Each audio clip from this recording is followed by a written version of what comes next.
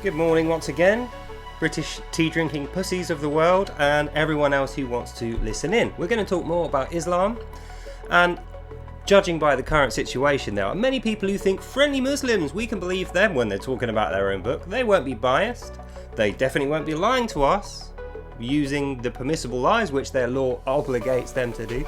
So let's go through the Book of Women in some short detail so we really know what we're talking about when it comes to women's rights in Islam.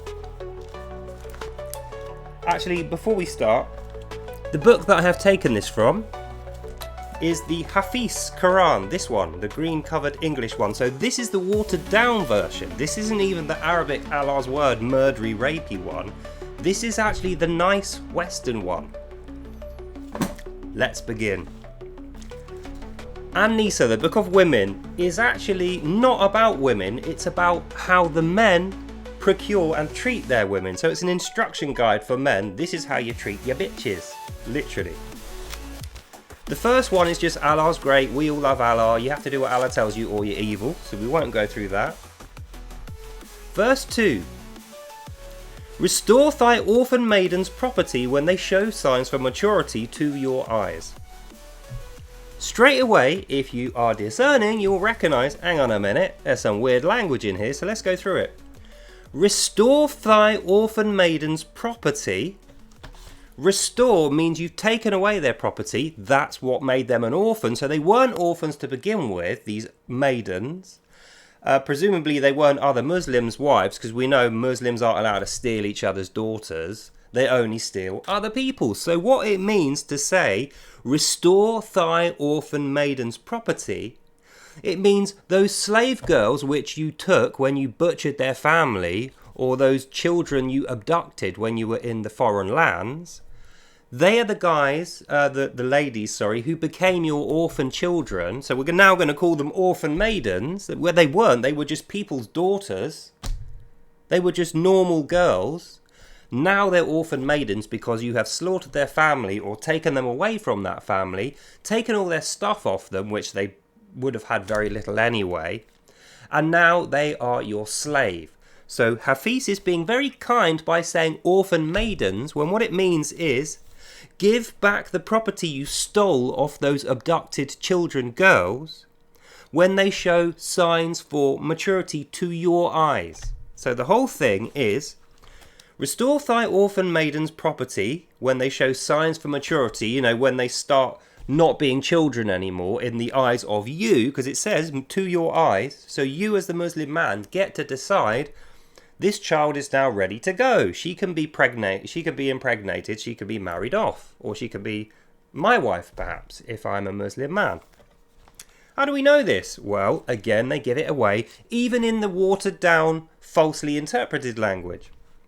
When they show signs for maturity. Now, when you, a Western civilized person, thinks signs for maturity, what is a sign of maturity to you? Well, in the West, we say, are you 18? Or 16 or 21, depending on which country you live in. But we know a 4-year-old is not showing signs of maturity. There is no particular thing a 4-year-old could ever do that to our eyes, being as we are civilized Westerners, will make that 4-year-old qualify as mature enough to have sex with. Not so in the Quran, because we know signs for maturity, and this is Muhammad who wrote this down. This is Muhammad, the model Muslim who they all want to be like and follow, who they obey. Muhammad said the signs for maturity in a woman is bleeding from the vagina or hair anywhere on the body apart from the head. To your eyes. So all you need to do is spot one hair or blood down below. She's ready to go. And that is presumably how Muhammad made Aisha his wife when she was 6 and then had her first child by the age of 9. Not that she had signs of maturity, not like she was reading Shakespeare, not like she was talking about, world politics or, getting a degree in maths and science. No, those signs of maturity are for civilized Westerners. That's what we recognize. Muslims who follow the Quran say signs of maturity are blood down below, hair on your body. Now, it's interesting and it's very weird how they don't bring this up, and it's written nowhere to look at it this way. It's literally hair, blood, that's it, signs. If she has those, she's ready to go. But we know, because we don't follow the Quran here, we have actual decent moral virtue, and we have science. Sometimes children can have hair down below or on the rest of their body way before the age of maturity, and therefore it is not a sign of maturity. For instance, there are many conditions which a child can have where hair will appear on their body or down below way before the age of maturity, at like 3, 4, 5 and 6. That does not mean she's ready to have sex with and get married. Certainly not forcibly, after having been abducted from her family and made into a sex slave. Unless you are a Muslim who follows An-Nisa, the Book of Women, from the Hafiz Quran, the one they all use in this country. So, let's summarise. Orphan maidens mean slaves that you raided and didn't kill, or that you abducted and took away from their family. Signs of maturity means bleeding down below or hair on the genitals. Property, which is what we're going to get to next, means the stuff that you took off them, or stuff that they should rightfully own but now you rightfully own because they're your slave. So, what that means is, don't kill your sex slave girls. When you're raiding, you kill all the other Christians and Jews. You take all the girls from them as slaves. Or if you can't kill them, you just abduct the women, or you trick them to come with you and you take them as slaves that way. Don't let them marry your brothers or leave you until you decide for them by noticing that they have blood down below or hair on their body. And finally, it means in order to find that blood and that hair down below, you have to regularly check for it. From the time when you first take them as your slaves, orphan maidens, to the time when your eyes decide they're ready to go, be a concubine, a wife of yours or one of your brothers, and you sell them as a wife to your brothers. That's what this means. If you don't believe me, this is the particular Quran which you will find this in. The Hafiz Holy Quran, in English, and it's the page has fallen out now. It didn't hold up to scrutiny. It fell apart, would you believe? It did have a page in here with the seal of the Islamic Brotherhood on there, signed by the King of Saudi, the previous King of Saudi. So that's how you know this is legitimately Muslim. And Shia, you're not getting away with it either. Your Muslim Brotherhood also has a similar thing in their book, which is one of the other Qurans I have. But anyway, let's carry on. So let's summarise. Restore thy orphan maiden's property when they show signs for maturity to your eyes means don't kill your sex slaves and don't let them marry or have any property. They're slaves of yours until you spot, while you're looking for it, blood or hair on their body. And it doesn't specify that you can't make that blood appear yourself. In fact, it kind of suggests that you can do that. However, this is verse 3. If you fear you will not be able to treat them fairly, that's a mistranslation by the way, that's not in the Arabic one, as orphan maidens, neither is that. If you fear you will not treat them fairly as orphan maidens, then marry them 1, 2, 3 or 4. If you fear they shall cause you burdens, then marry only one and keep the others in your right hand, i.e. as a sex slave. You know, in your right hand means, what have I got in my right hand now? This. It's a tool of mine. I own this property. It's mine. That's right hand. Keep the others to your harem, and preventing this is a great injustice. If they prevent this, if they argue, if they resist, if they say, no, I don't want to be married off as your fourth wife as a 6-year-old, I want to go back to my family you abducted me from. No, that's a great injustice. That's directly going against Allah's will for the woman, so she'd be beaten for that and possibly killed. But this is how Allah defines treating women fairly, because it's the Book of Women. It's also worth going through some of these terms. So they say treating women fairly. Treating women fairly means applying the rules that Allah has set forward in Al-Imran and this book here, An-Nisa. Anything else doesn't matter. So once again, we see the perversion of wording by the Quran. In the West, civilized, moral, decent people, when we're talking about treating abducted slave children fairly, we would immediately release them, apologise, give them back to their family with any property that they had, and we would hand ourselves in to the police. That would be treating them fairly, because that's what fairly means to us. civilized, decent people, Westerners. However, in the Quran, treating them fairly means you are being fair to Allah. That's the treating them fairly. You're treating Allah's Quran fairly, and Allah is having you as a good slave, and you're doing what you're told. It doesn't matter how you treat the women, as long as you do what the Quran stipulates, which is, as we went through, keeping these slave girls completely poor and checking them every day to see whether they're old enough to have sex with or marry off to your brothers until your eyes find these things. That's fair in the Quran. Oh yeah, the great injustice that it's talking about at the end, where it says at the end, preventing this is a great injustice for her, means if they resist you checking them every day, looking at their genitals every day, checking to see if there's blood or hair every day, keeping all their property, not allowing them freedom, not allowing them to leave the house without you, and saying, right, now you're 4, you're old enough to go, I'm going to marry you off to my cousin or my brother. If they resist, or they have anything to say apart from, yes sir, please sir, everything you want sir, that is the great injustice which they are committing, and guess what they get? They get punished for resisting Allah. Even though they're not, they're resisting rape and torture and being sold as a slave despite their young, tender age and the fact that they're away from their family. They're the ones causing the great injustice, and they're the ones preventing you, O Muslim, from treating them fairly. So it's their own bloody fault, is what Allah says in the Quran.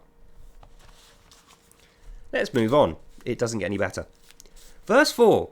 When they are made wives, again badly translated, but that's what it says. When they are made wives, paying dowry is their obligation.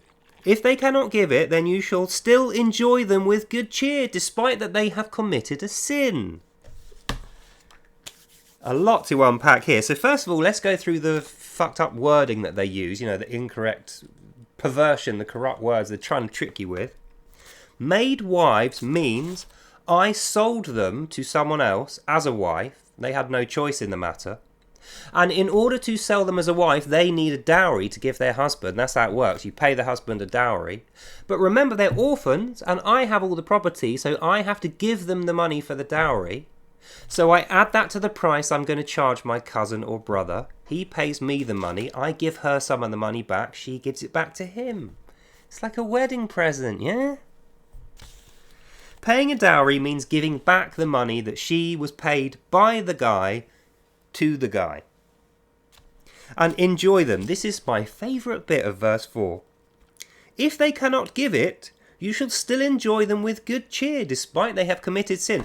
So if you want to sell one of your children as a wife to someone else, but she literally hasn't got the money to pay it because you took it off her, but you also don't have the money to pay it, then she can't be sold as a wife, and this is a great sin committed by her. But you can still enjoy her, which means you can still check her genitals every day until she's bleeding or got any hair. Then you can enjoy her, which means have lots of sex with her. Therefore, she is now a concubine. Bearing in mind, she started off as a normal, happy child with her family. Then she was abducted, or her family lost their heads, or for whatever reason they're dead. Then she became an orphan maiden. You took all her stuff, made her into a slave. Then you were checking her genitals every single day to see when she was ready to go. And at the age of 6, like Aisha is ready to go, maybe you are, poor little child. Now you're trying to sell this child to one of your cousins or brothers as a wife, but you haven't got enough money to pay him, and he's not willing to pay the upped price because she just ain't worth that much. So then you punish her for the great sin of not being ready to be married, or having enough money to buy off the husband despite the fact that she's not good looking enough, or she isn't Muslim enough, or whatever the excuse is. But even though she's just committed a sin, so she's now sinful, and she's not even a Muslim, she's just a slave, you can still enjoy her in good cheer. So as long as you're not raping her, it's fine. Even though she doesn't have any rights to say no. So if you tell her to have sex with you, she has to. And that's you having sex with her, enjoying her in good cheer. If she says no, she's resisting you, isn't she? So that's a great sin she's committed. Then you can just beat the hell out of her and then have sex with her in good cheer. If you don't believe me, buy this piece of dirt-filled trash for yourself, and you will find out every word's 100% true. But of course, you're Friendly local Muslims aren't going to tell you this, are they? Of course they're not. Why would they tell you that? It's shameful. They came here to install that over the top of our laws. So they're not going to tell you what that is, because you'll straight away say, fuck off, I don't want you here, and we don't want your crappy Quran-driven dirt. And they also need to convince you that it's true, so that means they are going to continually lie to you, because you won't accept it otherwise. Hence why dawah, taqiyya, permissible lying. If you don't know what that means, see the last video. I'll drop the link at the end. So we move on to the last couple of verses we're going to go through, because we've got a lot to talk about here, I feel. This is quite a fact-finding exercise for some of us. Not for me, I studied this stuff for years. Verse 5. Those orphan maidens who are retarded of mind or slow of listening, do not give away any of your money to them, and do not marry them yourself. You are to keep them in your right hand, and also keep what they earn, giving nothing back, because they are your burden. Orphan maidens who are retarded of mind or slow of learning. Now, how would you know if you're checking the genitals of someone and they're 6 and you're saying, well, they're showing signs of maturity at 6, they're ready to go? If your judgment is that poor that you need to look for hair and blood as a sign of maturity and not just know from them being old enough to have a conversation with you and having gone through puberty, then how is your judgment good enough to assess the mind of this child? How can you assess whether they're retarded of mind or slow of listening? Oh yeah, that's right, because they have to obey you at all times. So when these friendly local Muslims and their wives say, oh, we get all the rights, men are just the caretakers, they just mow the lawn for us, they just give us money, all we need to do is have sex with them on command and produce lots of jihad babies for them, they don't want to mention verse number 5 of An-Nisa, do they? I wonder why that is. Oh yeah, that's right, because you won't accept it and you will tell them to fuck right off. Like any normal, moral, civilized person would, apart from Quran following Muslims. So let's carry on. You are to keep them in your right hand, you know, like I've got this in my right hand now, a piece of property that I use, I write all over, I can throw it on the floor, I can chuck it in the bin, I can burn it, do whatever I like, it belongs to me, and it has no rights as a piece of property. That's what this means. You are to keep them in your right hand and keep what they earn. Now, orphan maidens who aren't at the age of consent or the age of maturity, even by the low standards that Muhammad has given us here, how are they able to earn? Well, because other men will be paying to regularly check their genitals as well. And if the other man finds the signs of maturity and say, well, I want to marry this one, the price goes up. So that's how they earn money, by being on the market, the meat market for other Muslims, as possible slaves of theirs or wives. But of course, if they are retarded of mind or slow of listening, i.e. if they don't do exactly what you bloody tell them every single day and time you tell them it, or if they're just not good enough, or you just take a disliking to them, if you have any problem with them at all, and it's your eyes, O Muslim, which decide this, it's not Allah, it's not physics or biology, it's just the whim of the Muslim, then give nothing back and keep what they earn, because they are your burden. That means they are now your sex slave forever. You won't be able to sell them because other Muslims don't want them. So that means you just have to keep her and pay for her food. In return, she's going to have sex with you whenever you want, and her children are going to be your jihad babies. You know, not your actual children that you care about. Her children are lower class. They're going to be the jihad babies that we hate and we brainwash and we send off to die trying to kill the Jews. That's not in Al-Nisa, that's in the rest of the book. But I mean, if you read the Quran, this one particularly, the Hafiz English phony one, you'll find this out for yourself. And that leads us to the last verse, which I feel really caps off this beautiful endowment of women's rights in Islam. Verse number 6. Make trial of their signs of maturity each day until they age to it. If they are married off to a poor Muslim, let him keep her property as he needs and sees fit. Such is the will of Allah. So, a couple of little problems there. Make trial of their signs each day until the age of maturity. So you are literally poking them in the vagina to see whether it's ready to accept a penis yet.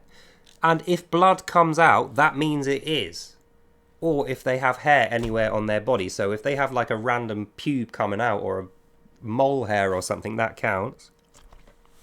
And also, to make it worse, this is like the worst bit of the whole thing really.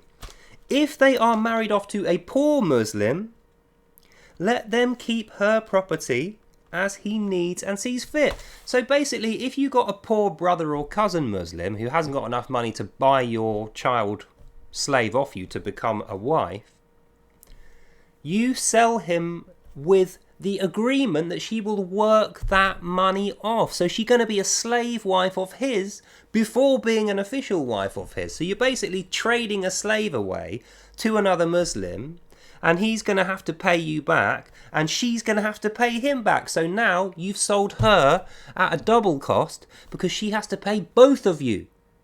Despite having no property, no rights, she's not allowed to say no or resist. She is a slave child. Now she doesn't only owe you, O Muslim, she owes you and him. Plus, once that's paid off, she can be resold to someone else or taken as a wife. Now try to tell me your local friendly Muslims aren't lying to you if they haven't brought this up with you. Now you understand why Muslims brainwash their children and why their children know no better. This is what they grow up with. And may I remind you, this is the English one. This is the watered down, westernized, Satan's Quran. This isn't Allah's word. Allah's word is only in Arabic. And let me tell you, if you do what I told you should do last time, and you translate the Arabic Quran on your own word for word using a translator, like I did, it is far more graphic than that. And I think we can all agree that was bad enough. So, that about does it for today. Women's rights in a nutshell in An-Nisa, the book of Muslim, the Quran of the Muslim. What we learn is that children are not children, they are property. Slaves are not slaves, they are property. And wives are not wives, they are also property, with the added bonus that they have to pay you and the person they married. And at the end of it, the only right they ever have is to go and do a minor jihad. Everything else in their life is completely controlled by the husband. The one thing they're allowed to do without the husband's permission is a minor jihad, which means doing dawah on some Westerners. And if they agree to do this dawah on Westerners, who knows? Maybe the husband will let them out the house on their own. Which is pretty much how it works. So that's the end of this video. Hope you enjoyed that and you learned something. God bless you all. And I'll see you lovely people in the next one. Bye now. Absolutely horrific. Although I guess it does solve the great mystery of why Muslims are so eager to martyr themselves and die in the service of Allah. When you live like that, death must be so very inviting. Anyway, that's all for now. God bless you all, and I'll see you in the next one. Bye.